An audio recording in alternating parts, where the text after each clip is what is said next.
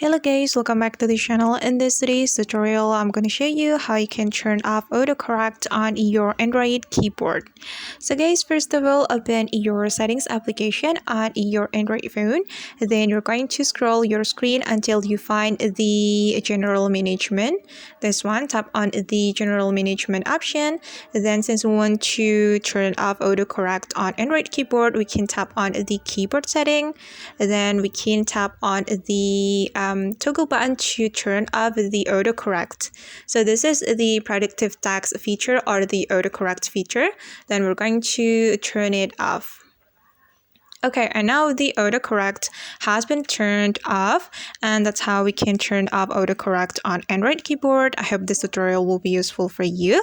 Thank you so much for watching, and if you found this tutorial helpful, don't forget to hit the like button, leave your comments, and also subscribe to this channel. See you in the next video.